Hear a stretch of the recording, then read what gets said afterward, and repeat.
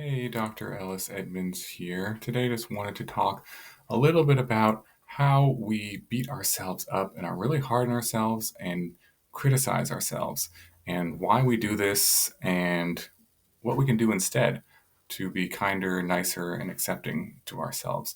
So, you might notice that when you watch your thoughts or just the way that you relate to yourselves, you have what a lot of people call an inner critic, which is this part of us that really wants to maybe push us really hard or be hard on us or is very critical. And a lot of us develop this inner critic, well, for many reasons. It could have been something that happened in our childhood, a family member or a coach or someone that was really hard on us, or maybe just a circumstance that really encouraged us to develop this inner critic or this part that's really hard on us.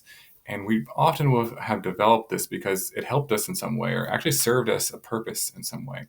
Our inner critic was helped maybe push you in school to achieve really well, or in a certain sport to get the best, be in the best shape that you possibly could, or to accomplish as much as you could in that particular sport or any sort of activity that you had. So maybe the inner critic worked for a time, or in some senses, it still is working for you in some time.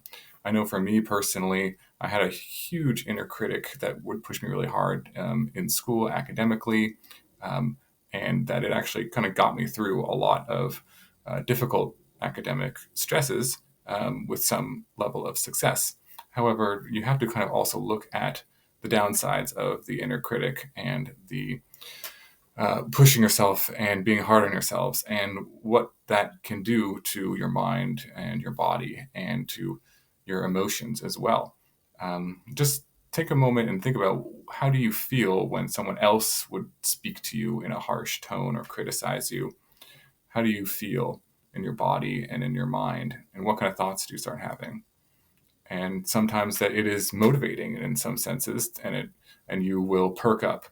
However, if you really notice and pay attention to that, where is that coming from? Is it coming from a space of genuine want and desire or passion, or is it more of a fear place? Often, when we are pushing ourselves or being hard on ourselves, or someone else is criticizing us, it's coming from a place of fear. And so we can motivate ourselves from a place of fear, and that makes sense to do so sometimes, but that often only will work in the short term, right? It won't really work as a long term strategy, because if you keep using fear over and over and over and over again, it takes a toll on the person and their psyche, and they will start to lose motivation over the long term.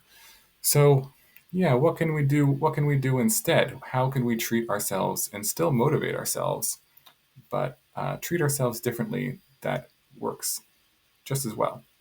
And there's an idea in psychology, and pretty popular one now, called self compassion, which is about relating to ourselves as if we were a good friend.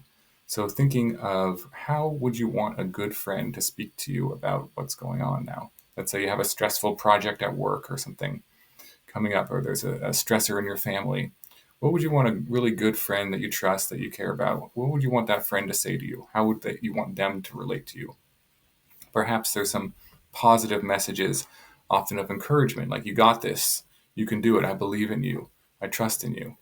Or, reassurance that you're really good at what you do, or that you can do the best that you can, and that's enough. Or maybe just messages of acceptance, that it's okay to be exactly as you are. And it's okay maybe if you fail or if things don't work out. That's okay too. It's okay to be imperfect, right? So some gentle, compassionate voices there too. Or maybe just sort of saying, hey, I'm going to be there for you no matter what. No matter what happens, I'll be there for you. And how do you feel when you hear those voices of compassion? Does it kill your motivation to do well? Probably not. Probably not. And when you do well, is it going to discourage you from doing well in the future? Probably not. But what happens when you don't do as well as you want, or that things don't work out as well as you want? What voice do you really need then? See, this is the big difference between motivating ourselves through fear versus motivating ourselves through a compassionate voice. Is that when things don't work out, which happens to all of us many times, frequently, especially if you're trying to set goals and accomplish things in your life. Frequently, we're going to come up short, and that's okay. So if we have that voice that beats us up every time that we come up short, how is that going to motivate us to? How is that going to affect our energy when we start next? Versus if we have the compassionate or the encouraging or the kind or the understanding voice inside of us. How easy is it to pick us up and to try again? Oftentimes, I have found personally with my clients that having more of the compassionate voice helps us recover from difficult experiences and get ourselves back on track to what we really want to do in our lives. And having more of a compassionate voice inside of us is just a valuable resource you can have. So my encouragement to you is to think about, what would a good friend say to me?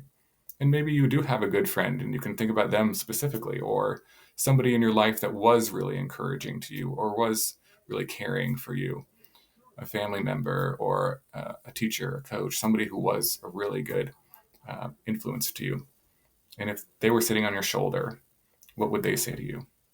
And try that out throughout the day and speak to yourself in that same way and see how that makes a difference. Thanks so much.